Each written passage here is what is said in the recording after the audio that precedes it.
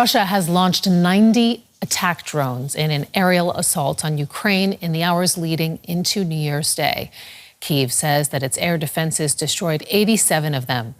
It came as Ukraine's President Volodymyr Zelenksyy gave a motivational 20-minute New Year's address to his nation after almost 2 years of war with Russia. Ukraine is alive, Ukraine fights, Ukraine exists, he said as he encouraged citizens to keep up their efforts.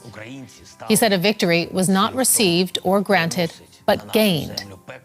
There was no mention, though, of the ongoing problems in securing continued military aid from his allies, including the U.S. and the EU. DW correspondent Sonia Falnikar is in Ukraine for us. She joins us from Kyiv. Sonia, what does Zelenskyy's New Year's speech tell us about where the country is right now in its war effort?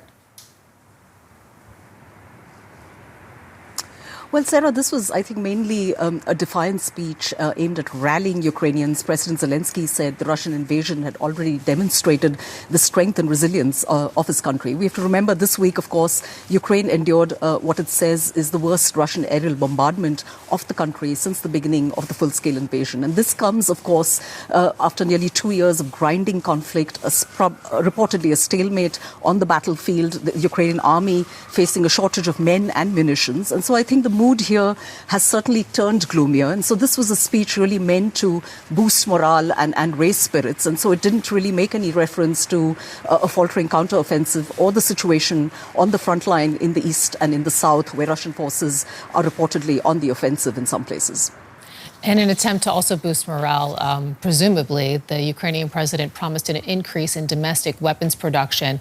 But you know, that's been an effort that we've seen especially ramp up in the past months.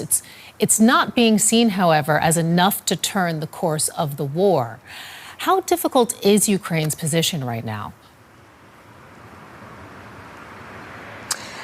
That is correct. I mean, President Zelensky, kind of repeated his promise of ramping up domestic production next year in Ukraine. Particularly, he said, particularly he said, producing 1 million drones that have been quite essential in Ukraine's fight because it's been using them behind enemy lines. But you're right that analysts here say this will not be enough to change the tide of the war. Ukraine remains heavily dependent on Western weapons. And I think these massive Russian aerial bombardments of Ukraine this week kind of really has raised concerns here and raised questions about whether Ukraine can withstand such a coordinated barrage in the future. And it, I think, underscores the continuing need for critical weapons to Ukraine, in particular, advanced air defense systems, particularly for frontline cities and towns, and crucially munitions, because we're also hearing reports that a shortage of munitions is beginning to affect, frontline operations on the battlefield, with some Ukrainian, crews saying they're now needing to ration artillery shells. So I think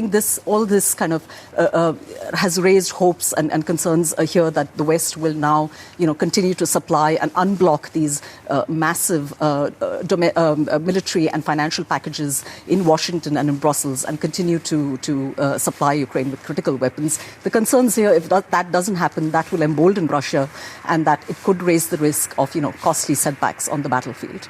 Sonia Falnikar reporting from Kyiv. Thank you.